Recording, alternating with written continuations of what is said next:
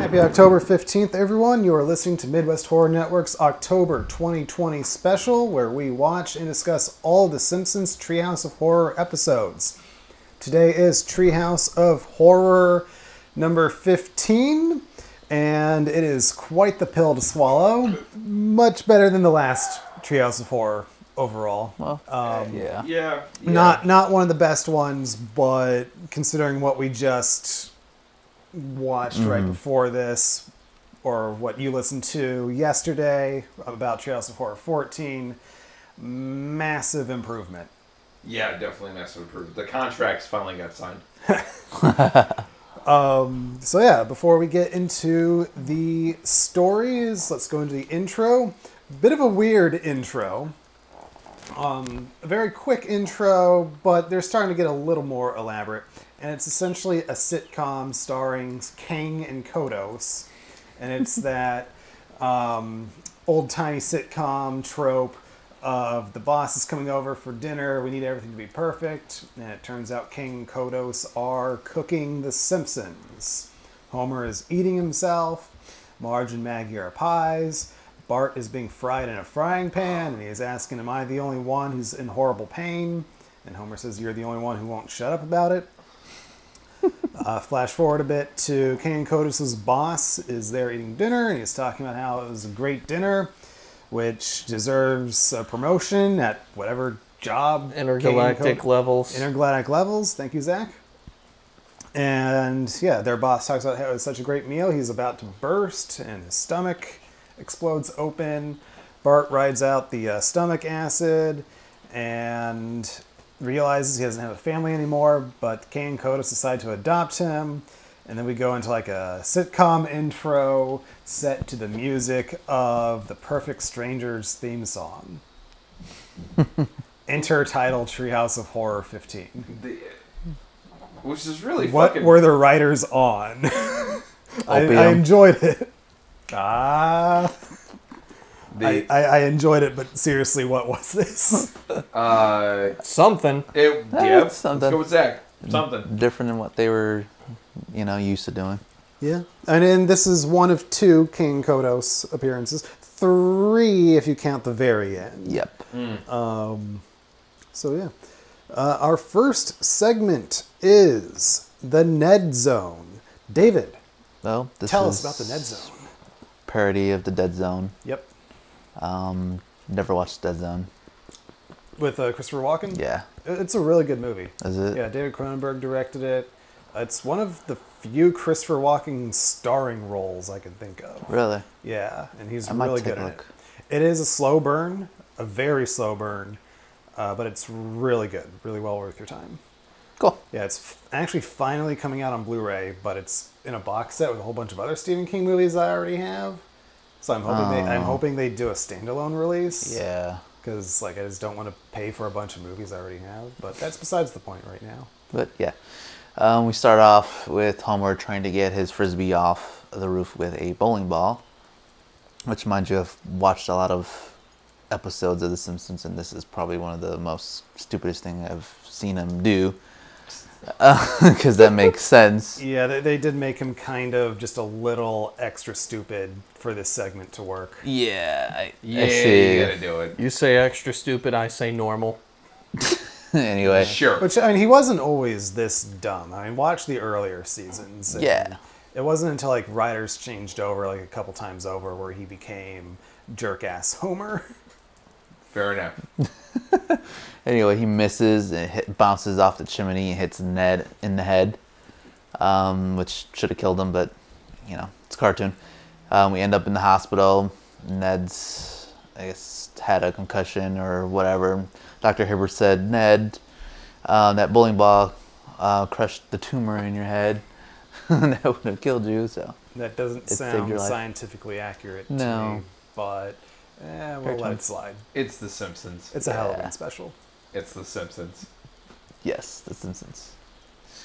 But yeah, it turns out that removing the tumor gave Ned special seeing into the future powers, and foresees Dr. Hibbert falling and to his death, apparently.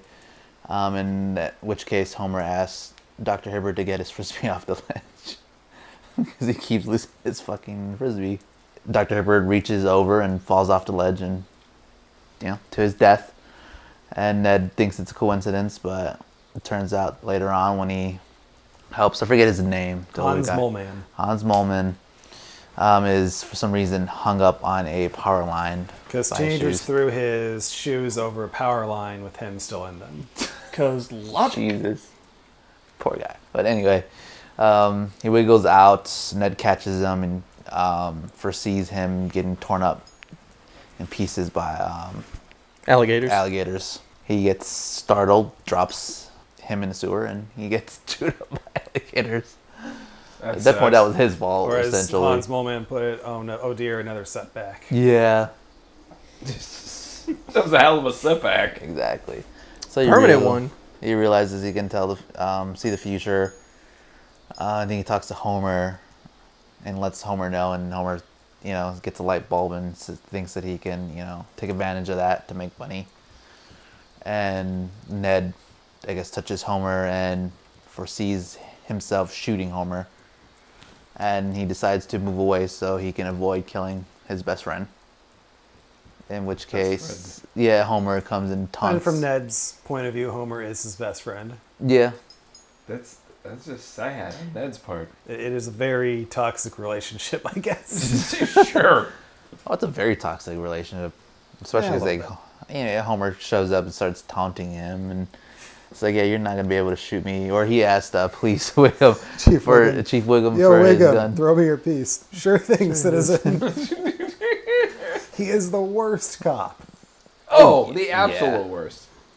Out of any kind of media, any show, movie, Wiggum is the worst cop ever. Jesus. Oh my God. He really is. He's terrible. Anyway, go on. Jokes, though. Jokes.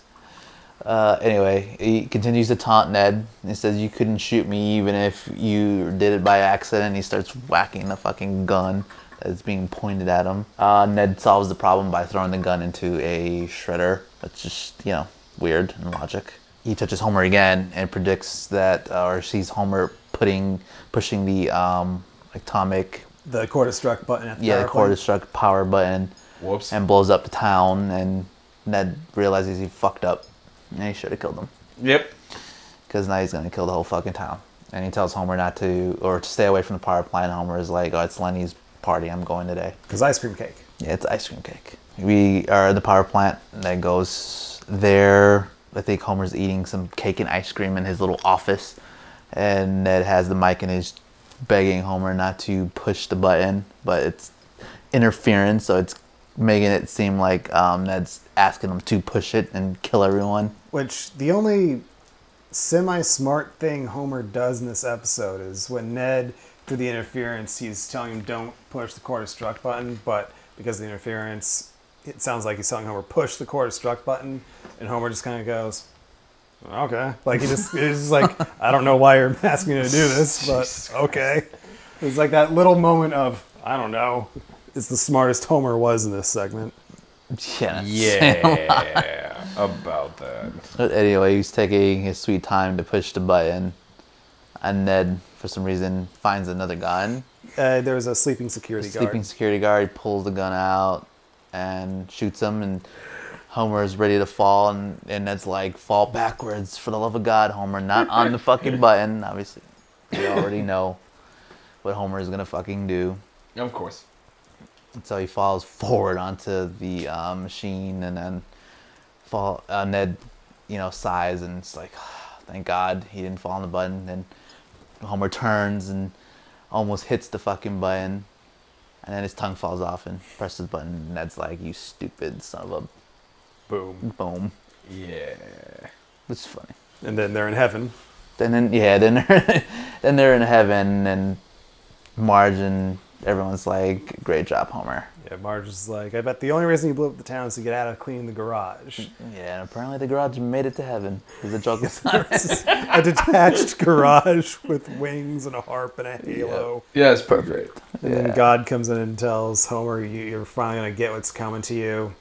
Your Frisbee. And then walks Homer to the buffet. Don't eat the green bean casserole. You're not the boss of me. And then we end episode. It was fun. It was light. I like it, but like I said, they made everybody else dumber than usual to make it work within 7 minutes. So that's probably my one big critique of it. I think the one thing I will say, though, is, and you brought this up in other episodes of Treehouse, was the ability for a segment to have a beginning, middle, and end. Yes. This one had a beginning, middle, and end. Yes. Had a very clear and concise beginning, middle, and end. So And was overall a good spoof of the Dead Zone. I've never seen it, so I couldn't Like tell it's you. very, very truncated, and they changed a lot of things to fit the world of The Simpsons.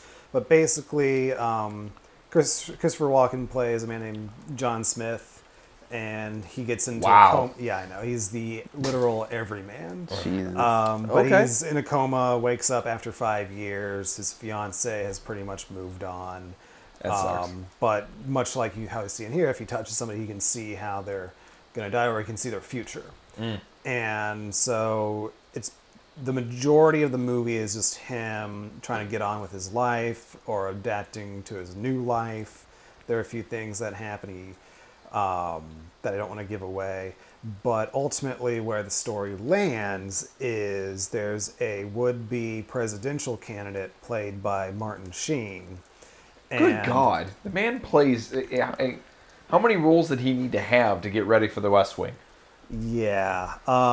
There's a certain real-life person that a lot of people compare Martin Sheen's character to, but we're not going to get into that on this recording. Fair enough. But essentially, when he shakes Martin Sheen's hand, he sees that Martin Sheen is basically going to cause a whole all-out nuclear war. And so it's pretty much Christopher Walken has to make the decision of, is he going to let this happen, or is he going to basically kill a presidential candidate? And that leads to like the famous scene of him talking to his doctor, and he's just like, if you had the ability to go back in time and kill Hitler when he was a kid, would you? And the doctor's like, I mean, I'm supposed to help people, so I probably would. You'd never get away with it. And so it's that whole thing of, if you knew you could stop all this death, Would you? would you, even Yeah. if you want to get away with it? The most fundamental problem with time travel. Yeah. Yeah. Yeah, it's a really good movie. I hear it's one of Stephen King's best books as well. Probably one of his best books. I'm going to take everybody's word for that. But I can say it is one of the best Stephen King movies. Fair enough. Cool. And it was also turned into a TV series on, is there USA or TNT? USA. With Anthony Michael Hall. And I think that went for like 7 seasons. It went for a while. But it never got its ending. Yeah. That sucks. Yeah, like I hear I've never seen an episode of it. I do hear it started like the grumblings of Martin Sheen's character, or who would have become Martin Sheen's character, but it never got to get to the finish line. Yeah. So that kind of sucks when like, I mean, it's one thing if like there's a show that goes on for a season but just doesn't take and you don't get an ending. That still sucks, like Firefly, Freaks and Geeks, Alcatraz. But then it's also, you go on for 7 years, you've been around, and then you don't get your ending. Yeah, that kind of like sucks. that just kind of stings, because then that's everybody who watched this show stuck around for 7 years. You have writers, you have directors, you have actors, and you don't even get an ending.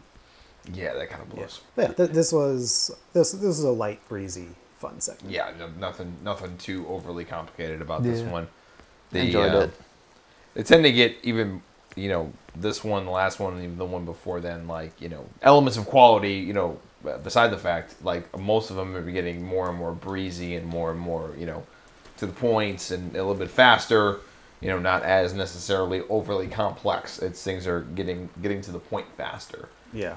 That sometimes could be good, and sometimes could be bad, but, it just depends on the quality of the writing. But I am noticing that things are getting a little bit more quicker paced, more to the point, breezier in general. Yeah, we are also kind of in the era of Treehouse of Horror episodes as a whole, and with song and dance routines. Fair enough. Which doesn't feel very Halloween-y to me. No. Yeah, not really. Yeah. These last like two 2 or 3 episodes we watched have not been very like Halloween-y. Yeah, like remember like the golden age of the Treehouse of Horror? Yeah. Like they would end, like the final segment would end with something that's just really out there or weird or memorable. Whereas this era kind of feels like we don't know how to end, so we're just gonna do a song and dance routine. We're gonna throw something at you and hope it sticks. I don't mean to get ahead of ourselves talking about segment 3 when we're still talking about segment 1. Fair enough. Yeah. So I'll get to it. any other thoughts about Ned Zone before we move on? No. No. Not really. So Zach, tell us about segment 2, 4 beheadings and a funeral. It's essentially Sherlock Holmes. Yeah. And With a little bit of investigating the A murder little bit of From Hell in there as well, a little bit. From Hell?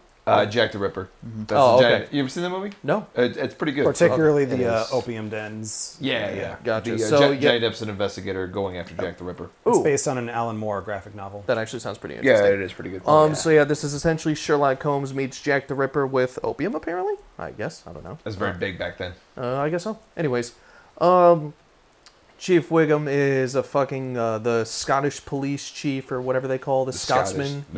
Scotland Yard, whatever they call it. I don't know. Yes, Scotland I'm Yard, very yes. uncultured over there. So, but anyways, so yeah, woman gets murdered at the beginning by the Jack the Ripper, or the Mutton Chop Massacre guy, as they call him in this. It's the mutton chop killer. Mutton Chop Killer, sure.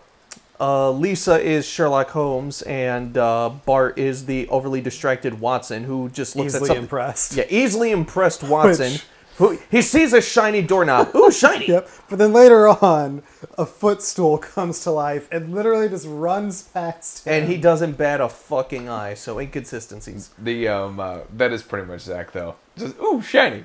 Yeah. Ooh shiny.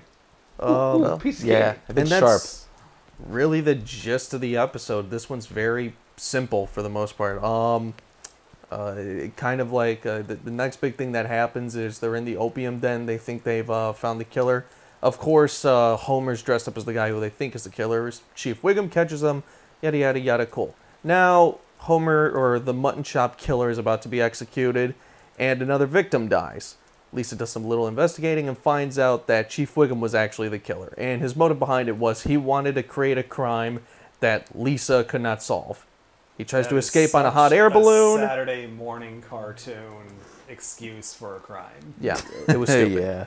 But yeah, he tries to escape on a hot air balloon, and then Kane and Kodos punch through the thing in a very steampunk UFO and just fly off. That was pretty That cool. was kind of cool. Yeah, that was I like kinda that cool. spaceship. Yeah. And then it turns out that Ralph is still in an opium dream. Oh yeah, and then you get some weird Disney fucking hallucination shit with a flying bed and just we. That is fantastic. It's weird. Yeah. Not the worst episode. Far from the worst. Dude, let it go, bro. We're halfway through this. You're so fucking basic. I'm just bro. waiting for something to be worse than the Raven. I'm waiting for it. I want something to be worse than the Raven. I'm You're a just fucking liar. surprised that it set the bar so low at the beginning that nothing has surpassed it yet. We've had not bad that bad. episodes, but nothing as bad as the goddamn Raven. So that Frankenstein episode is not worse. Not worse than the Raven. Really? At least something I happened in that think- episode. Nothing happened in the Raven. Nothing. It was the A24 of the Simpsons episode. It was a recycled Whoa, no. idea. Whoa! Don't say things you can't take back. I will not take that back. It is literally the A24 of Simpsons episodes. Nothing happened. But let's talk about the some things that happened in this segment. Yeah, let's not dwell on the past. Well, I mean, I told you what happened in this episode. At least something happened. Chief Wiggum flew in a hot air balloon. There was a steampunk UFO. People were stabbed in the tits, and sure. Comic book guy dies and tries to get Yeah, the elixir to an life. elixir for eternal life. Oh, yeah, and it then a chair spills comes to onto the footstool, who then talks, says, "I'm going to go to America and be in pictures," and You'll runs out see. the door past Bart and Lisa, and they don't even bat an eye. Like, you could have done something with that, but they didn't. Yeah. I It think just that was- felt like such a throwaway thing that I just didn't even feel like it was worth talking about. Yeah. Yeah, I guess it's that. I want to be in picture shows. Like, see? you're right, Bart is easily amused by anything. You have a living footstool just walking on by, and nobody bats it. Okay. All right, cool. I will say this. That could have been an interesting opportunity for a running gag. Have And a they- poster in and- segment 3 with the with the stool on it. Yeah, no, not no. Well, I mean that would have been cool, but like Bart being easily amused by things, like that could have been way more of a running gag, and they did it once. Yeah. So it wasn't even like Twice. Maybe twice. What was the I second don't even one again? remember the title. I don't like. There was the doorknob. Then I can't remember what it was, but it was at least one other time, maybe two other times. But it was so Yeah. not noticeable. You don't even remember. Neither do I. So there is that. Yeah, and this one was It's like a Disney writer wrote Yeah. this. like I thought this one was okay. The old timey designs were cool, so it had really good animation. They stuck to the voices quite Yeah. well. Oh, did I was truly annoyed by their voices. It was very accurate.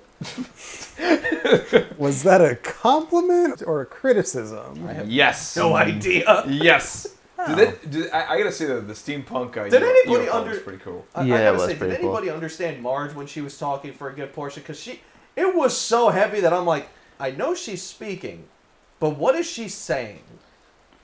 It's funny though. I don't know. Yeah, I It's have like no idea. Austin Powers and like Yeah. in Yeah, Gold yeah, Member, where yeah. The one they're that's 6s and 7s. yeah, just like, no, can we not? What's your opinion of Clockwork Orange? Not a fan.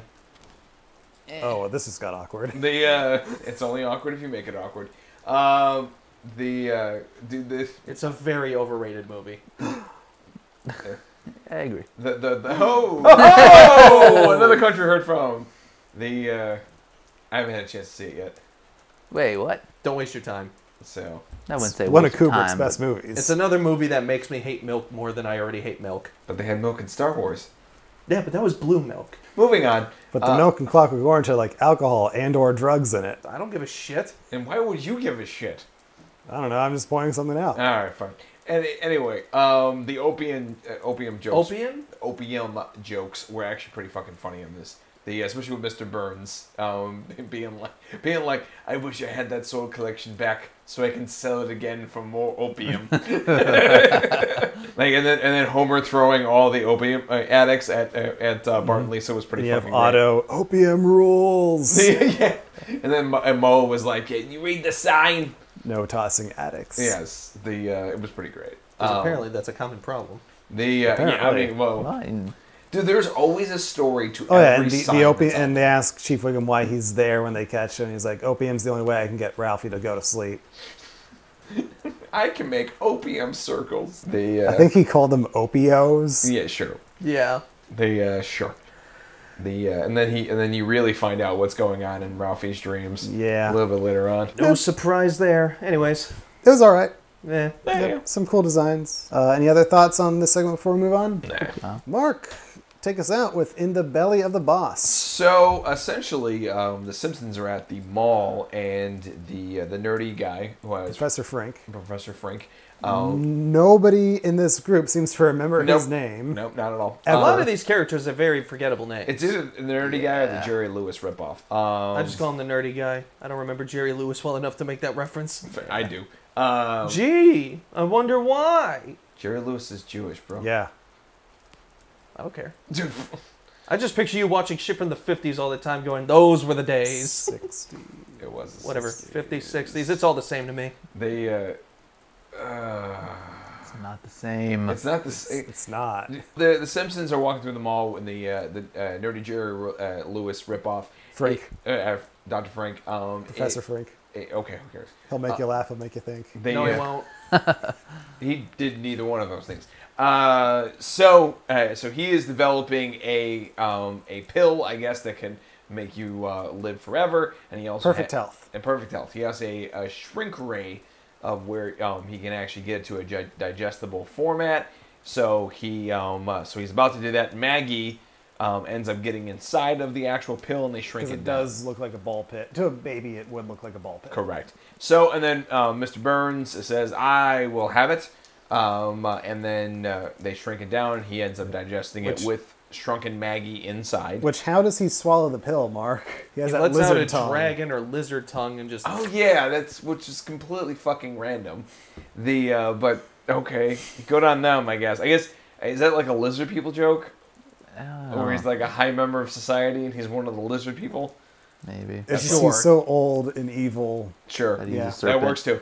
Which we see how old some of his organs are later on. Yes, you do. Dr. Frank ends up developing some type of spaceship where the entire Simpsons family can get shrunken down and then go inside Mr. Burns.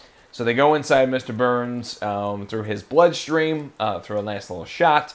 And Homer does not like science because he's Homer. And they end up rocket shipping through everything, and they burst through an artery. And how Mr. Burns isn't dead by the end of this is truly a miracle. You're not wrong. When they're bouncing around, like, that was truly painful. Well, that hurt like... He just kind of looks, I was like, well, that hurt like hell. And they finally find Maggie in the stomach, and then they figure out, oh, well, they don't have enough fuel to get back. Which, don't forget, they did get lodged in his heart. Oh, yeah, that's right. Gross, disgusting looking heart. Yes. Shriveled up heart. And for some reason, Marge has a sexy swimming costume. More on that later. Yeah, sure. No, like I know what this is referencing, so more on that later once you're done. I think I know what you mean. I think I also know what it's referencing as well. So they end up figuring out that they have no fuel left, and they have to. No, they don't have enough power to keep going with the extra weight. Yeah, so they have to leave a person behind. Obviously, Homer gets voted to stay behind. Immediately, he doesn't regret his decision because there's a giant marshmallow that at some point Mr. Burns ate. I don't know what. Apparently. And then Homer begins to eat it. And then they all get back, and then Dr. Frank says, hey, maybe there's enough time to get it, and then there isn't enough time. Nope. And then they become, and he basically grows to full size inside of Mr. Burns, and then they become, a hermaphrodite blob of some kind.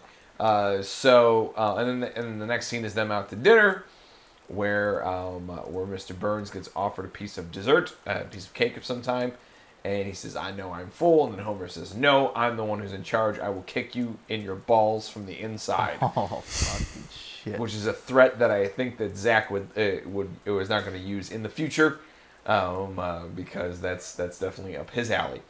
So no, anyway, mine would be stab you from the inside. He begins to try to eat the cake, but he has no hole to eat it, and he also mentions that he needs some additional holes. And then, in true random fashion, they all burst into the worst rendition of I'm Under Your Skin, which really bothered me. Why? Yeah. Because I'm a fucking Italian, and I'm a massive Sinatra fan, and that's a horrible fucking cover of that song. Really? Shut the hell up, Zach. Mark really likes his Pat Boone songs. Yeah, he really does. Yes, that's kind of true. But yes. Imagine it's kind of annoying when he but did. But the song and dance seemed completely unnecessary. Yeah.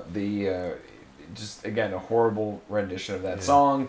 Everything else though about this segment kind of worked for me. Yeah, I mean, it was a cool segment. It was alright. A lot of good stuff going on there. I mean, it's based on a bunch of different movies that concept's been done. Yeah. This concept has been done a lot, but this one specifically after the 1966 movie Fantastic Voyage. Yeah. Which was actually one of my favorite movies as a kid.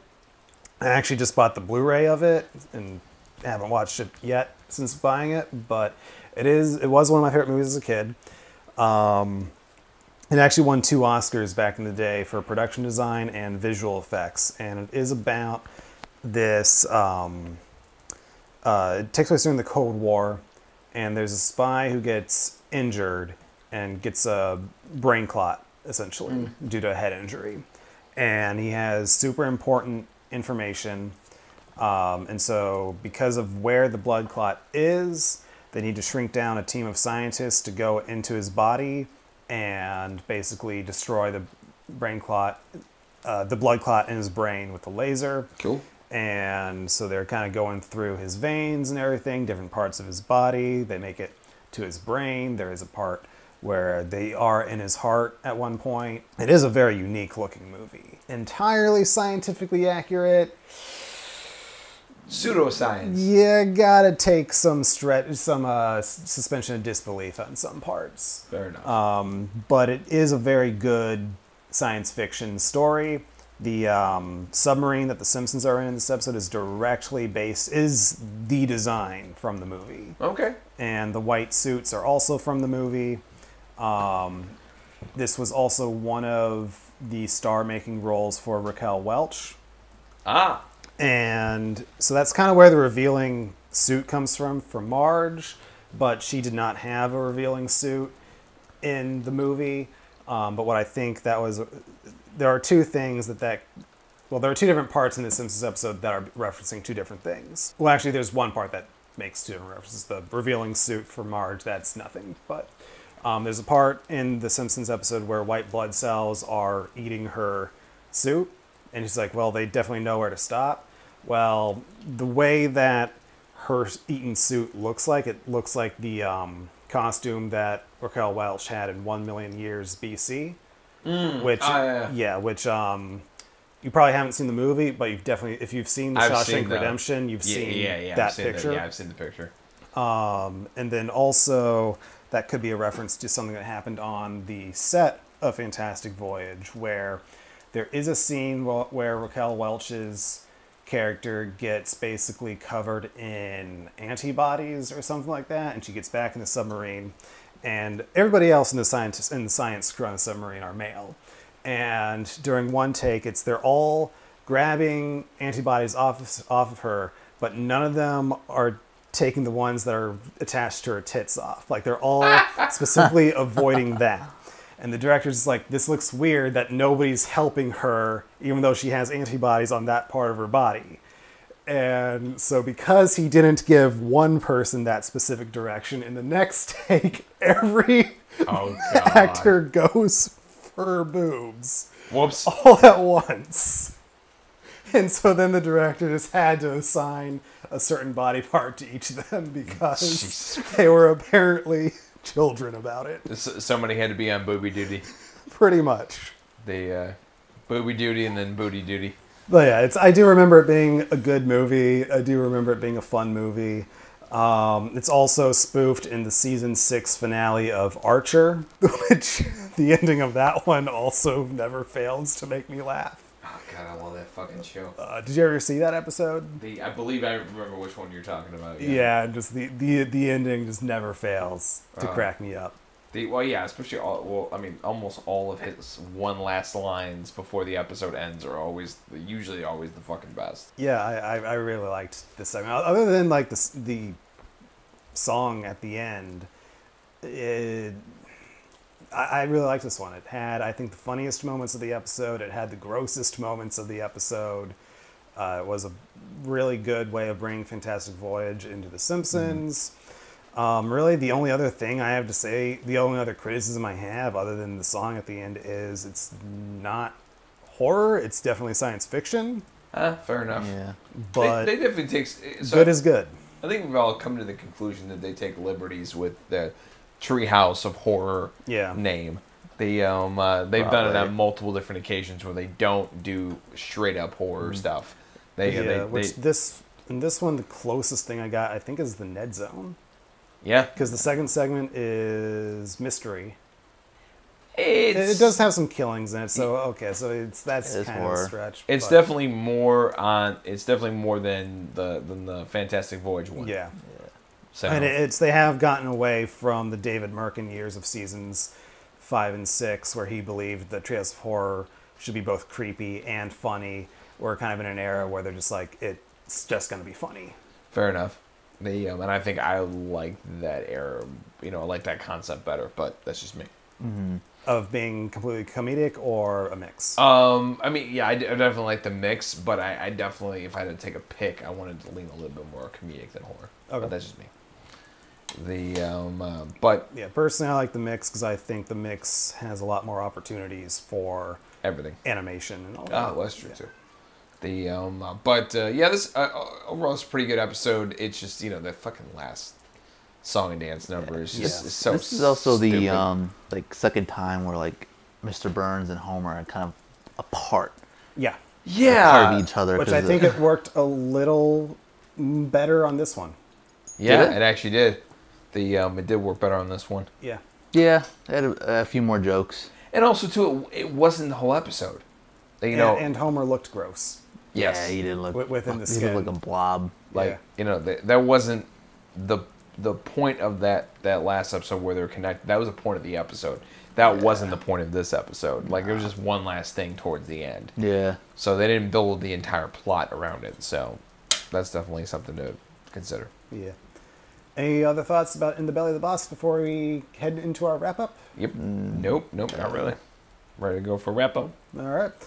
Funniest moment. Yeah, I don't know. I'm having Nothing actually... sticks out. I think for me, it's just Ralph just smoking opium Yeah, that's just pretty good. casually in the bar. Sure. For me, it's Homer expanding inside Mr. Burns' body.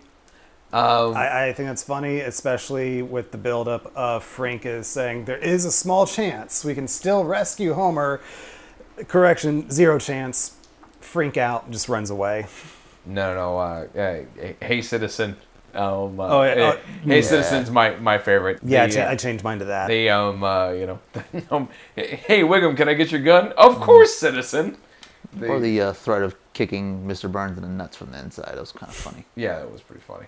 I do think this was a funny episode, but like Zach said, none of the jokes. There wasn't that one joke that just stands and towers above the rest of them. And that's a little concerning because that's 2 episodes in a row where there wasn't one. But at least this one had laughs. It had laughs for sure, but like We heard each other laugh during this one.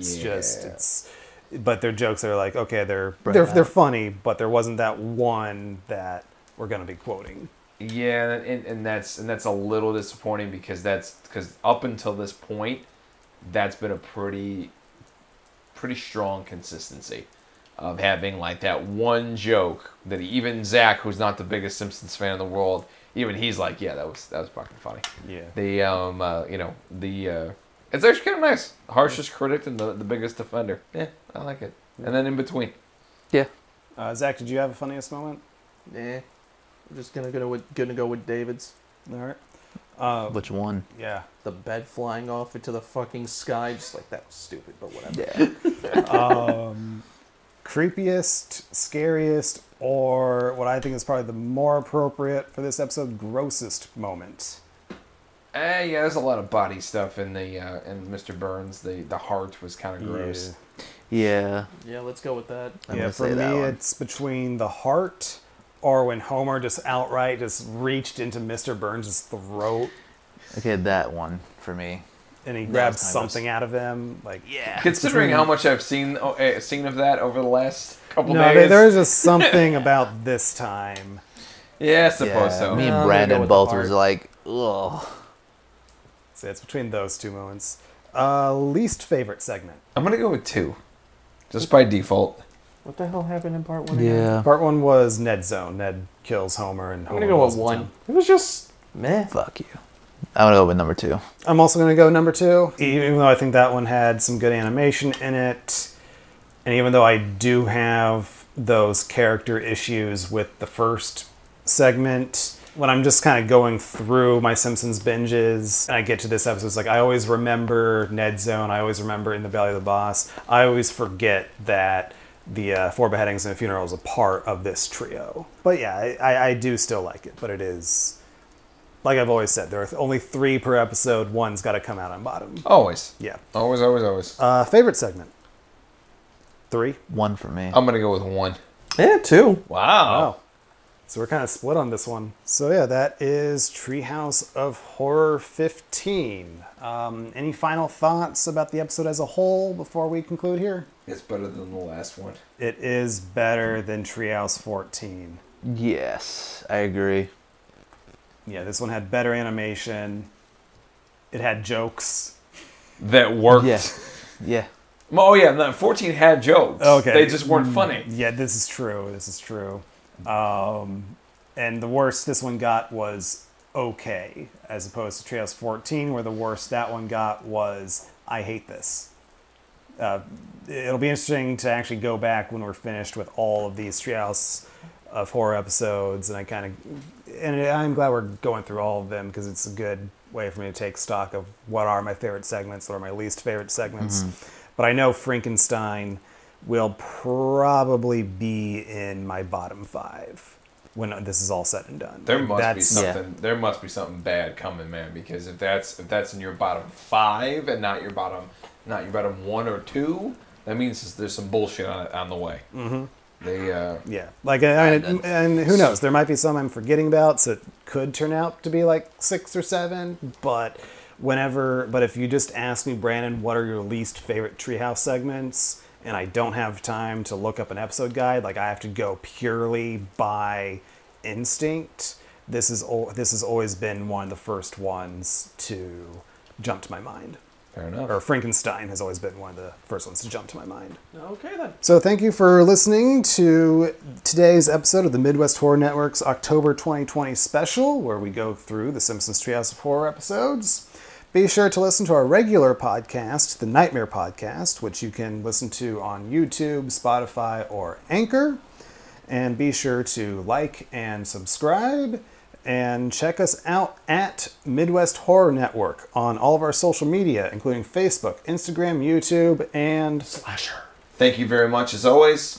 Tell all your aunts, brothers, sisters, uncles, best friends, neighbors all about our channel. We appreciate y'all for listening, and we'll see you next time. Happy October 15th.